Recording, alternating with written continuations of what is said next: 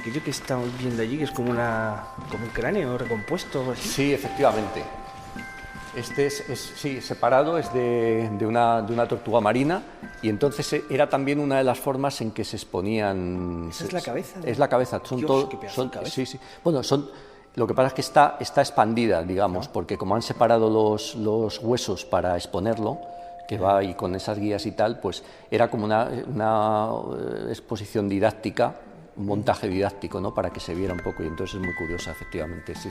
Y aquí hay un cajón lleno de huevos. Y aquí, por ejemplo, pues tenemos huevos, tenemos fósiles, ammonites, tenemos también caracolas, exposición entomológica. Entonces, pues también para dar idea de lo que eran los gabinetes, ¿no? En este caso, pues... Espera, un cajón lleno de huevos. Bueno, hoy volvemos otra vez a un museo, Antonio, ¿no? Sí, pero no nos vamos a centrar en los museos en sí mismos, sino en una época de la historia, cuando estaba todo por descubrir. La época de los gabinetes de curiosidades. Aquella época en la que los exploradores traían objetos de todo el mundo, esqueletos de serpiente, cangrejos gigantes, caparazones de tortuga, fósiles. El espíritu que a mí me molaría recalcar es ese, el de descubrimiento, ¿no? Que tiene que ver un poco con la sensación del niño. Coleccionar y juntar todo esto no es un poco lo que hace un niño pequeño. Exacto.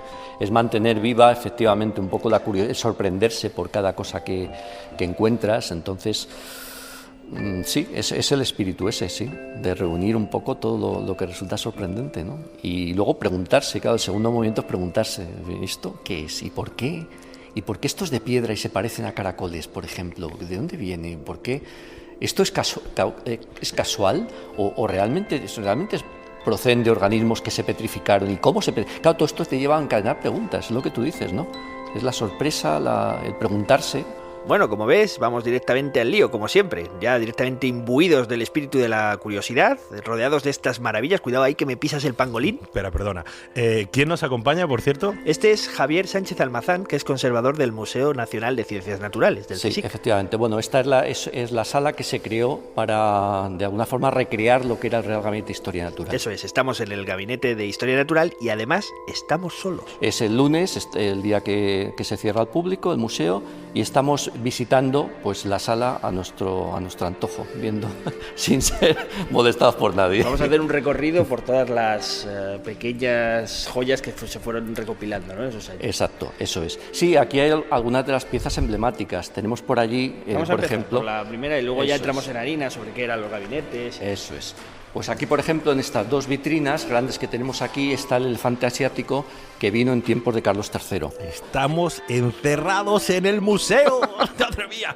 Bueno, sí que hemos entrado rápido en harina. Estamos aquí, encerrados en el museo, a solas, y nos vas a hablar de un elefante en la corte del rey Carlos III. Sí, hay muchas historias de las curiosidades recopiladas durante aquella época, pero por ahora nos vamos a centrar en esta pequeña aventura que no conoce mucha gente. Cualquiera que visite el museo se va a encontrar con dos vitrinas. En una se expone la piel disecada del elefante y en la otra el esqueleto. Y ese elefante tiene una historia. Se le envió a Carlos III, el animal estuvo viviendo varios años hasta que murió, me parece que fue en el 1777, me parece que fue, y entonces mandó, bueno, el elefante este causó sensación, fue desembarcado en Cádiz, y en Cádiz vino con dos individuos malabares, que llamaban dos indios malabares, que eran los que criaban, los cuidadores del animal, y fue traído hasta Madrid.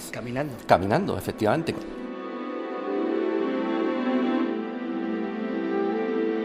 ¿Me estás diciendo que este elefante, en pleno siglo XVIII, caminó desde Cádiz hasta Madrid durante semanas acompañado de dos indios? Eso es. Entonces el animal, cuando murió, Carlos III, que le tenía mucho aprecio, fue también, causó sensación entre el público porque se le podía ver, se le podía visitar. Digamos que aquellas gentes no habían visto un elefante jamás, o sea. Pues nada, prácticamente no lo habían visto. Vamos, habría grabados y tal, pero lo normal es que la mayoría de la gente no hubiera visto, entonces causó, por supuesto, sensación. ¿Esto es la piel disecada? Esta es la piel disecada. Entonces, Carlos III mandó que hicieran por un lado el esqueleto y por otro lado mandó a unos escultores, a través del ministro que era entonces Florida Blanca, que hicieran todo un molde escultórico para poner la piel. Entonces quería, y se han conservado desde entonces, es una de las piezas emblemáticas del museo. Y supongo que ahora nos vas a contar la historia detrás de este esqueleto y de esta piel de elefante. ¿Cómo me conoces? Pero espero contagiaros de una enfermedad muy interesante, que es la elefancía. La elefancía. Nos vas a contagiar de una enfermedad, maldito.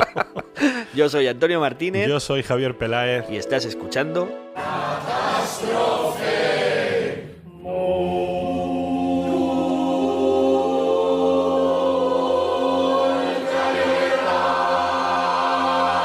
Nos vamos metiendo en ambiente, pero mira, antes de seguir adelante, como siempre hay que recordar que este programa no sería posible sin el apoyo de la Cátedra de Cultura Científica de la Universidad del País Vasco y de la Fundación Euskampus. Y en el programa de hoy os queremos hablar de una época, de la época de la curiosidad, los años en que algunos animales eran monstruos, de los que hablaban los viajeros, pero que muy pocos europeos habían visto en persona. Mira, unos siglos antes, en el siglo XVI, bueno, pues había noticias de algún elefante, algún rinoceronte por las cortes europeas, bueno, teníamos incluso algunos grabados de Rembrandt o de Durero. Y hasta hubo un elefante que se arrodilló ante el Papa. Pero esto no era una impresión del siglo XVIII, que era relativamente normal, que la gente no los conociera. Imagínate el impacto que causaría, por ejemplo, cuando el rey don Manuel, yerno de los Reyes Católicos por 2 veces, porque se casó con 2 hijas de los Reyes Católicos y luego con una nieta, pues él envió como demostración de poder, en teoría era de sumisión al Papa, pero lo que se pedía, aparte de un primado para Portugal, era una demostración del poder del rey de Portugal, y mandó un elefante al Papa, y en 1500 y pico. Y entonces te puedo contar que hay constancia en documentos que cuando el cuidador mandó arrodillarse al elefante que doblara las patas delante del Papa, la gente empezó a decir: milagro, milagro. O sea, imagínate el impacto. Y el impacto seguía siendo en el siglo XVIII prácticamente lo mismo que en el siglo XVI, porque no era un animal habitual. Esta que escucháis es Ana Mazo, investigadora jubilada del Museo de Ciencias Naturales, y es una de las personas que mejor ha documentado esta y otras historias del Gabinete de Historia Natural. Sí, pero a mí me interesa esto del elefante de Carlos III. Vamos a ver, estamos a finales del siglo XVIII, en plena Ilustración, y la curiosidad estaba allí a flor de piel. El elefante venía de la India. Había sido un regalo de un nabab, de un gobernante de la India. Pero claro, siempre pensamos, una vez ya regalados, donde embarcaban eran Filipinas.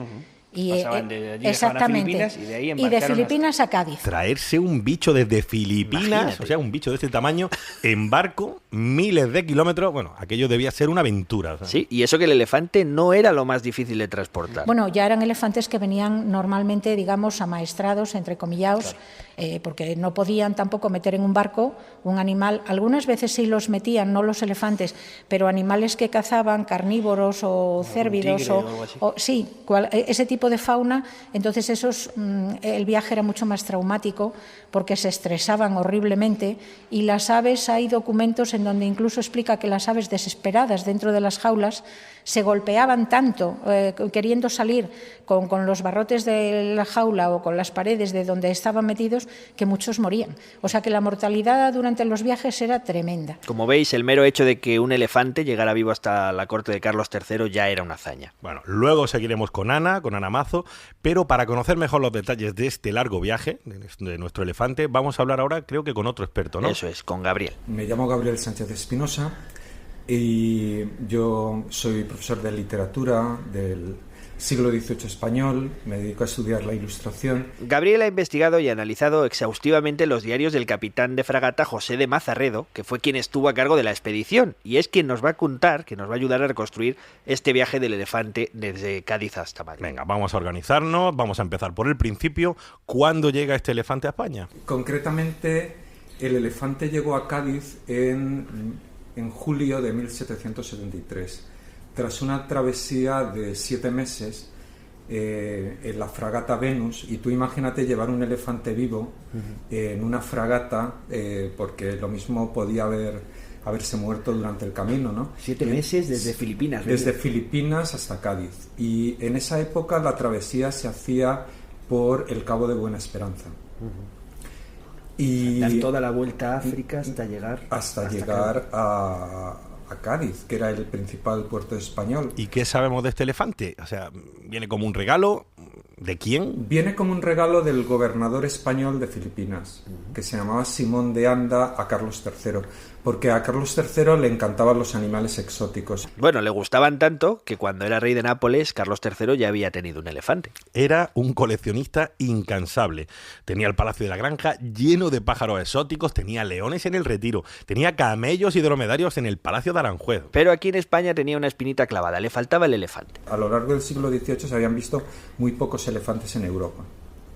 Y entonces Carlos III aprovecharía esta oportunidad para tener un elefante que añadir a su colección de animales exóticos que tenía localizado en el Palacio de Aranjuez. Así que la curiosidad del rey puso en marcha todos los mecanismos para traer a la bestia.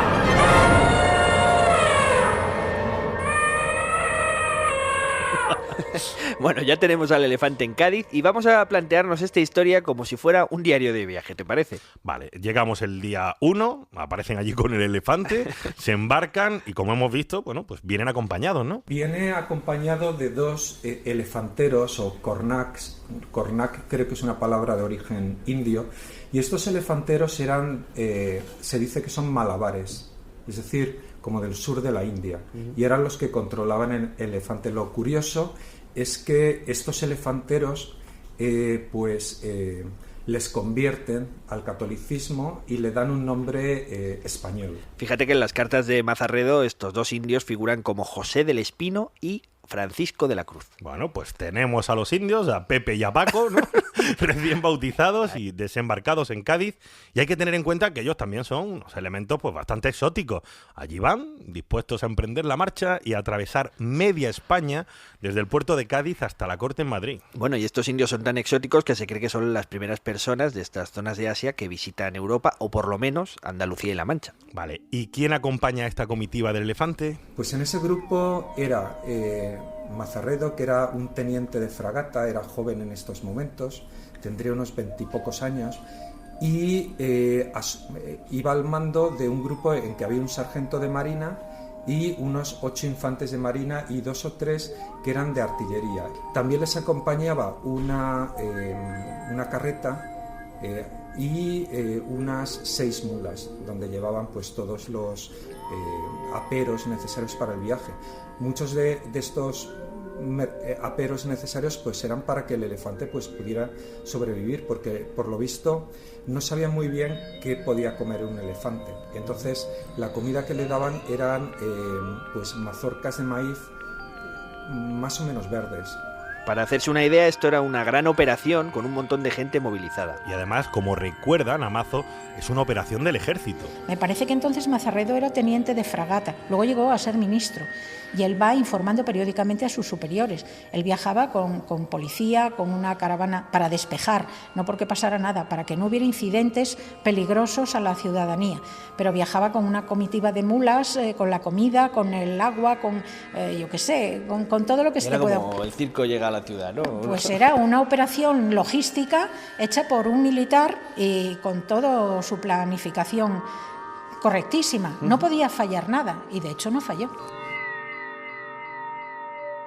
En las carretas llevaban barriles llenos de mazorcas de maíz por si en el camino se encontraban con escasez. Pero bueno, les daban de comer de todo. Yo creo que les daban hasta sandías. Sí, luego veremos lo que comía, que está bien documentado además. Vamos a volver al viaje. Vamos a plantearnos el viaje desde el punto de vista global, cogiendo perspectiva. Ellos salen de Cádiz, hacen unos 700 y pico kilómetros hasta Segovia, ¿no?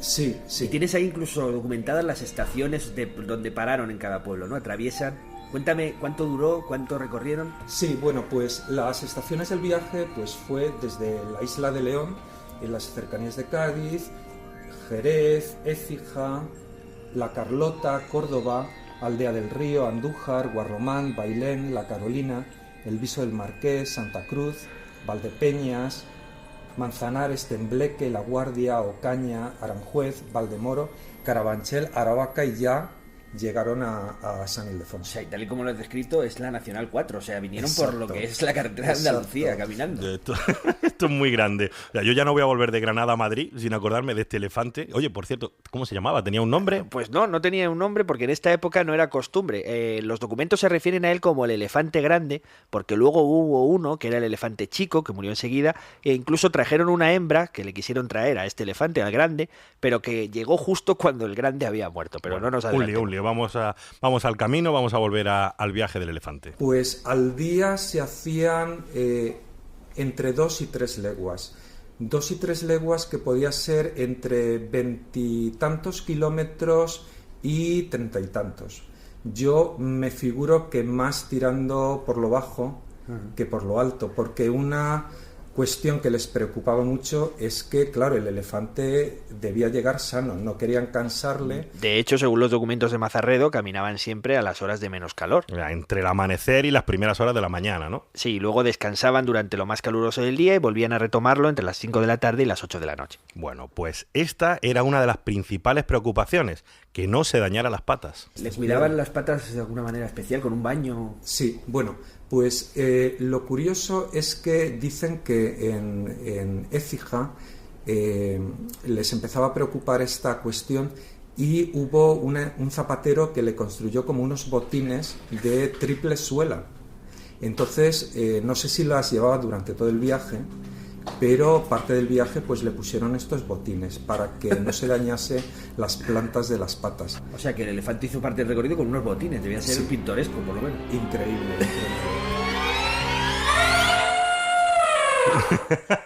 Joder, sí que es increíble. Bueno, vamos a hacernos un resumen de lo que llevamos hasta ahora. Vamos a ver, ponte en situación. Tenemos a un elefante cruzando Andalucía y La Mancha en pleno siglo XVIII, acompañado del ejército y con unos botines. ¡Con unos botines! ¡Sí, amigo!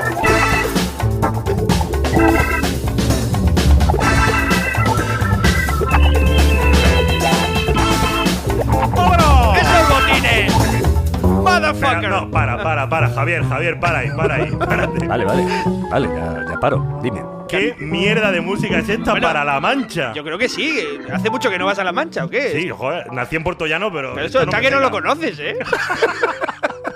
No, yo creo que igual catastrófico deberíamos ambientarnos con algo más propio del siglo XVIII. Bueno, no os pongáis así. De acuerdo, rebobinamos. Bueno, ya está. Prueba ahora a ver qué te parece. Repetimos. Ponte en situación. Tenemos a un elefante en pleno siglo XVIII cruzando Andalucía y La Mancha y calzado con unos botines mientras camina hacia...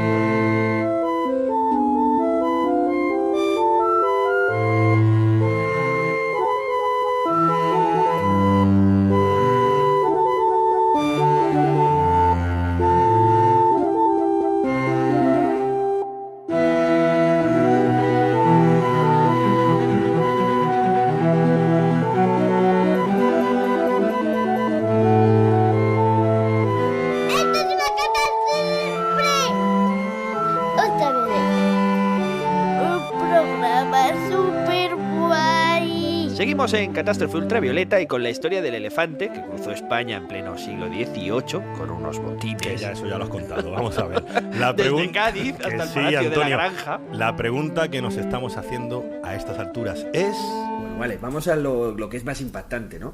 Estamos hablando del siglo XVIII, finales del XVIII, de unos tipos que aparecen en cada pueblo de La Mancha o de Andalucía con un elefante. ¿Qué impacto causaba esto? Bueno, pues el impacto era increíble, no nos lo podemos imaginar, porque la gente se agolpaba a las entradas de los pueblos, por las calles, y entonces lo que hacía Mazarredo era, siempre que iban a entrar en un pueblo importante, pues de alguna manera intentaba un poco que la gente mantuviese un cierto orden, y todos aquellos pueblos que tenían puentes pues intentaba evitar también que la gente se agolpase en los puentes, porque el elefante les parecía que si estaba metido dentro de un puente de piedra y allí la gente empezaba pues a golparse un poco estilo Vuelta a España o Tour de Francia, pues el elefante podía desgobernarse, asustarse y pisar a alguien, ¿no? Claro, acabar en desgracia, y querían evitar eso, ¿no? Sí. Y con este ambiente de asombro generalizado,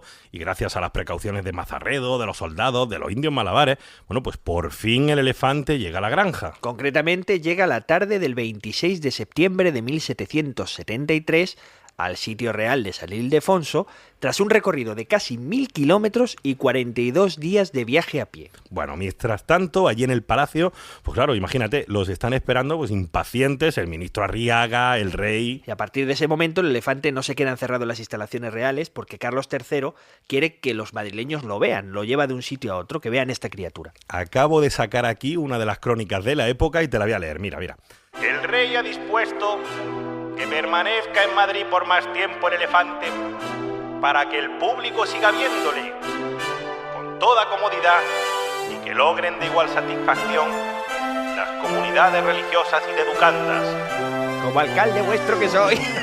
Muy bien la voz. La verdad es que era una expectación enorme y bueno, el elefante pues yo creo que hasta vive algunos momentos muy interesantes. Cuando estaba en celo, pues una vez se enfadó más de lo habitual y le pegó un tantarantán a uno de los cuidadores, que el otro dimitió. No te digo más, porque está la factura de haberlo llevado al cuidador en Calesa al médico.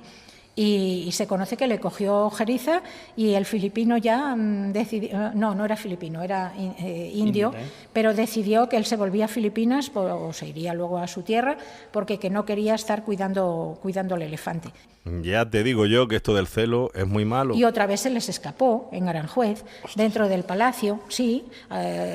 Y bueno, lo cogieron enseguida, porque tampoco hubo ningún problema, pero se sabe que se escapó porque a partir de ahí encargan un grillete para las patas y ese grillete le produce unas heridas y están las facturas de la manteca y de los ungüentos que fabrican para aminorar la herida de la pata. Y está también la factura de cómo la retribución que dieron a los peones que ayudaron a cazar el elefante. No era cazar propiamente. ¿Que estaría por los jardines? Sí, estaba por los jardines y estaría tranquilamente. Pero bueno, había que meterlo otra vez en su sitio, ¿no? Y entonces compraron para los peones que habían ayudado a recogerlos, les dieron, hay una factura de gratificación de varias botellas de vino, de varios quesos, de varios panes. O sea, les debieron de dar como una meriendilla por haber contribuido a cogerlo. Bueno, esto es una escena alucinante. O sea, aquellos tipos persiguiendo al elefante por el Palacio de Aranjuez. Tú imagina que tienes una máquina del tiempo y de repente aterrizas justo en ese lugar y ves esa escena, ¿no? No, yo creo que te has vuelto loco. O sea, estoy flipando. Claro, bueno, tampoco sería muy diferente del desconcierto que ocasionaba en la gente que nunca había visto un animal como este elefante y que de pronto se encontraba ahí con esto, con esta... Sí, la llegada de este elefante tuvo tal impacto que los madrileños, bueno, pues lo reflejaron en muchas de las crónicas de la época. Y hasta en los abanicos de las damas. El elefante se convirtió en el centro de las conversaciones. Le dedicaron poemas, ilustraciones y hasta obras de teatro. Sí, bueno, hacían pues coplillas, luego también escribían sainetes. Incluso, por ejemplo, algo que he encontrado es que en algunos lugares incluso hacían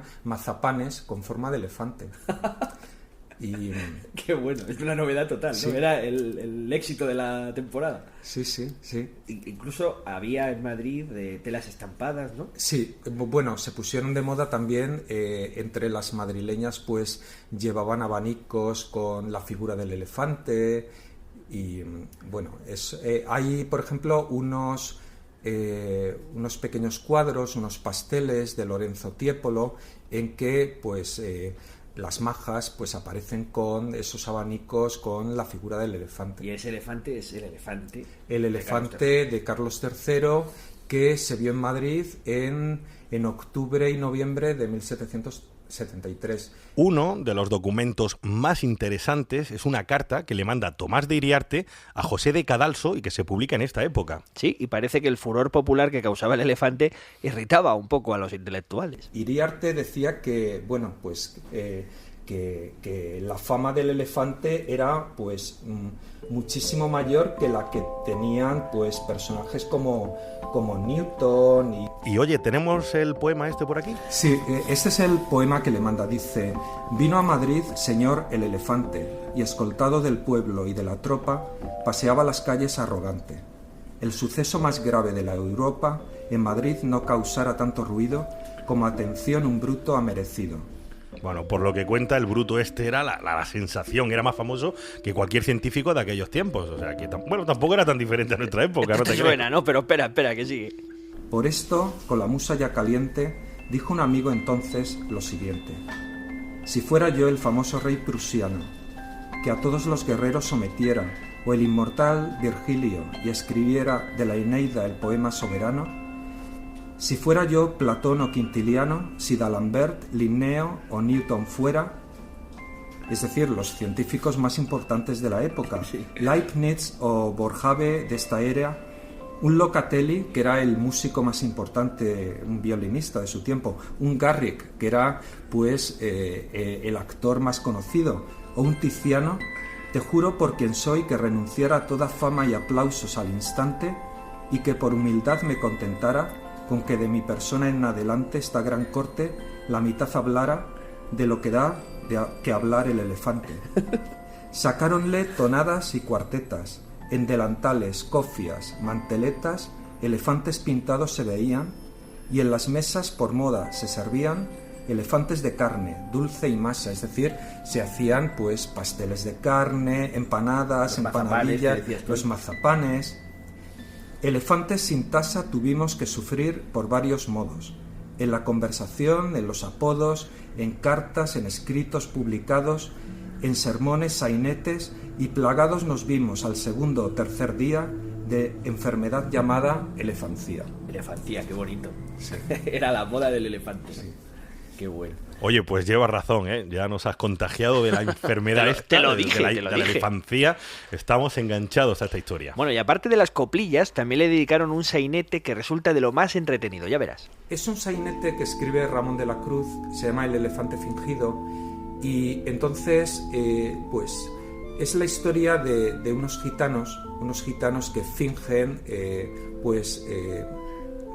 fingen disfrazarse de elefante, es decir, unos conducen a un elefante, llegan a un pueblo y empiezan a requisar toda la comida que tienen en ese pueblo, hasta que al final, pues el personaje más científico del pueblo, que es el médico, pues descubre el engaño. Para que te hagas una idea, la obra se cachondea abiertamente de la expedición de Mazarredo. Se supone que los gitanos disfrazan a uno allí de elefante y se hacen pasar por la comitiva que lo acompaña, pues para conseguir comida gratis y darse la vida padre. Exacto, una parodia de la situación real y también, pues en cierta manera, pues manifestación pues de toda esa desconfianza que entonces pues también había hacia todos aquellos grupos pues que eran un poquito marginados, ¿no? Pero aquí en esta obra pues casi son los héroes. Y en el fondo es una crítica a lo que para algunos les parecía un dispendio y un disparate. En cierta manera lo que es curioso es que el elefante pues necesitaba muchos cuidados. Algo interesante es que el traslado del elefante desde Cádiz a Madrid pues costó la suma pues de unos 35.000 reales, que era una suma importante. Era una pasta para aquella época. Bueno, ¿cómo acaba este sainete sobre el elefante? Vamos a terminarlo ya. Bueno, pues la obra acaba pues con unos cuantos palos y unas cuantas discusiones, pero vamos, entre risas y fin de fiesta. Nada pasa que sea muy serio. Una obra de teatro tuvo el elefante. ¡Qué crack! Oye, hablando de fin de fiesta que estamos hablando, el elefante este no duró mucho, ¿no? Claro, porque en aquellas condiciones, fuera de su entorno, con una alimentación digamos que rara, pues estos animales no duraban mucho tiempo. ¿Rara? ¿Por qué dice rara? ¿Qué es lo que le daban de comer? Y piensa que de este elefante tenemos un montón de facturas mensuales de todo lo que estaba comiendo. Y tenía una alimentación estupenda, porque tenía coliflores, tenía arroz, todos los días llegaba un señor con un cesto que ponen en las facturas con la grafía antigua verdura con B, que parece hasta más, con un cesto de verdura. Y comía, le daban castañas, le daban, yo qué sé, cereales, leche, le daban de todo. Y yo creo que, bueno, algunas veces también le daban alguna cosa que no le vendría tan bien, porque para días de bastante frío, cuando el animal no estaba que notaban sus cuidadores que no se encontraba muy bien, también hay facturas que dicen que le daban vino caliente con azúcar. Bueno, pues ya veis cómo se ponía el elefante de comer cosas ricas. Que por cierto, me estoy preguntando yo, Javi, si viviera hoy en día, ¿dónde comprarías las frutas para dar de comer a un elefante como este? Hombre, pues en verdurea.com. Pero un momento, ¿tú quién eres?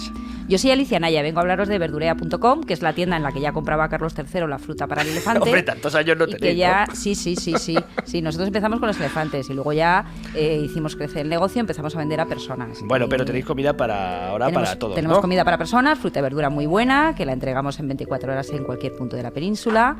Y si tenéis elefantes por la zona de Las Rozas, tenemos una tienda física muy bonita en Las Rozas de Madrid, en la calle Santolina, que os invitamos a venir. Y trabajamos también mucho con empresas que se comprometen con los hábitos de vida saludables de sus empleados y les ponen frutitas frescas en la oficina y demás. Pues muchísimas gracias, Alicia. Ya sabéis, los que estéis interesados en patrocinar un capítulo de Catástrofe Ultravioleta, que podéis entrar en nuestra web, catástrofeultravioleta.com, y colaborar con nosotros. Por cierto, volviendo a la historia del elefante, a pesar de toda la documentación de Ana Mazo, hay una parte que todavía no está muy clara, que es de qué murió el elefante. Piensa que la documentación que tenemos, con ser mucha, pues debe ser, como todo en la vida, igual menos de la 10ª parte de la documentación original que hubiera. ¿Y tampoco se saben las causas de la muerte? No se saben. ¿Moriría de estrés o de...? No, de estrés no creo, porque eran animales, en este caso podrían morir de estrés los tigres, los ciervos, las llamas, animales que eran cazados y que de la vida salvaje pasaban a verse encerrados meses en un barco, en una jaula, cuando ni siquiera habían tenido nunca contacto humano.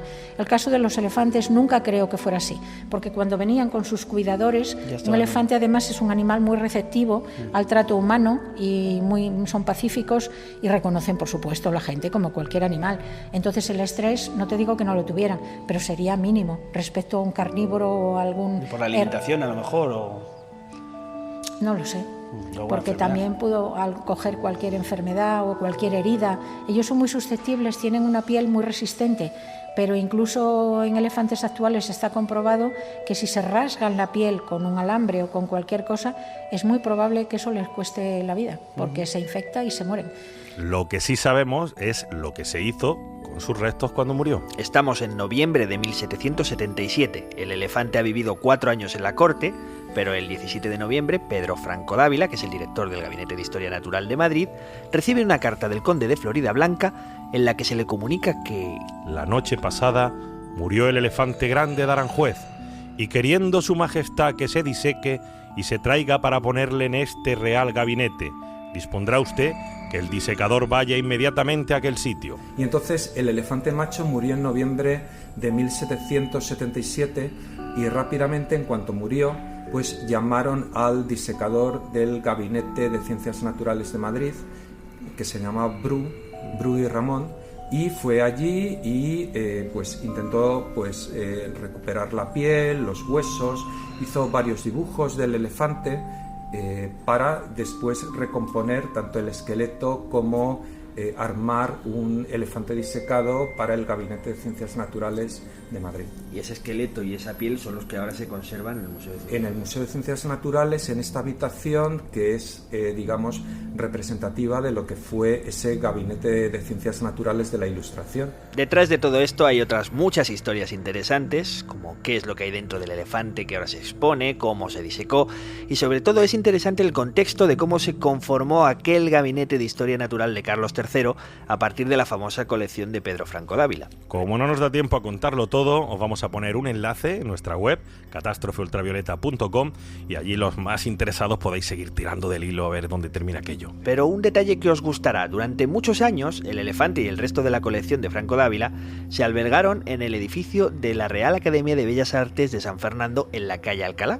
Pero claro, aquello entre elefantes y demás cacharreríos se les quedó pequeño. Eso es, así que Carlos III encargó a un arquitecto, a Juan de Villanueva, que diseñara un edificio para albergar la colección de Franco Dávila. ¿Y te imaginas qué edificio era? Juan de Villanueva. ¿No será esto el Museo del Prado? Exactamente, el Museo del Prado se ideó originalmente para albergar una inmensa colección de historia natural, pero después se cruzaron varias circunstancias y al final se dedicó a albergar cuadros. O sea que si estuviéramos en una realidad paralela, habría un Museo del Prado dedicado a la ciencia. ¿Te imaginas? Qué guay, sí, sí. Bueno, vamos a volver al gabinete porque estoy viendo aquí que estás además mirando una pared, a un cuadro que tenemos enfrente aquí. Un momento, es un cuadro de un oso hormiguero. Se conocía ya el oso hormiguero porque lo había descrito Gonzalo Fernández de Oviedo, pero claro, una cosa es que se describa, que además lo describía muy bien, y otra ver al animal en vivo.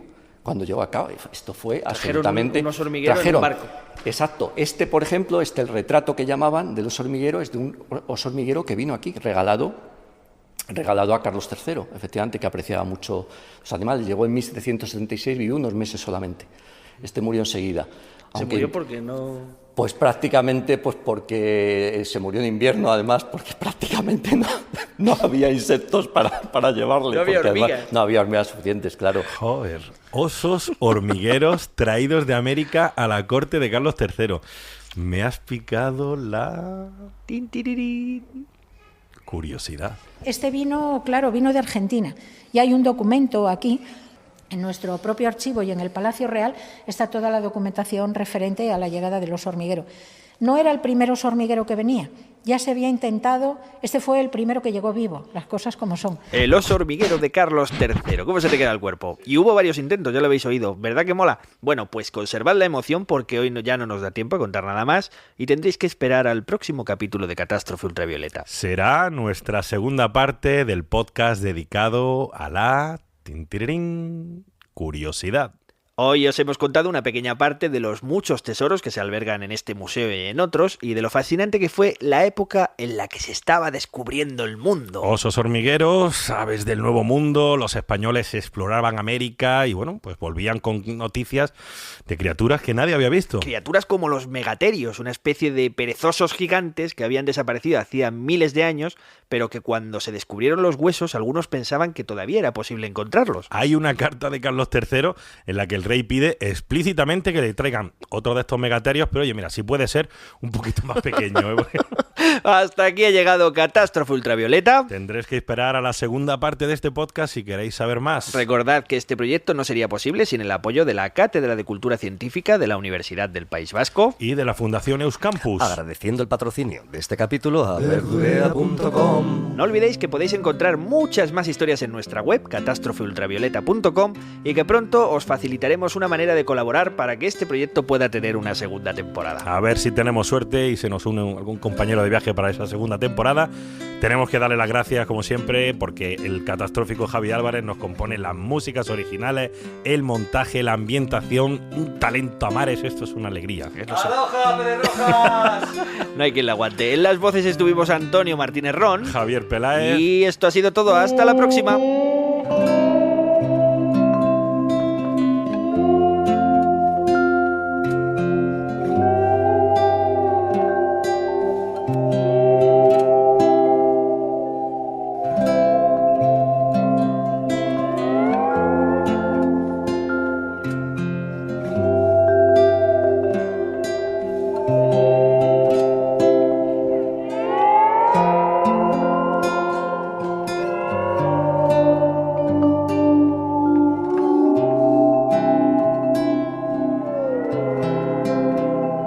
Catástrofe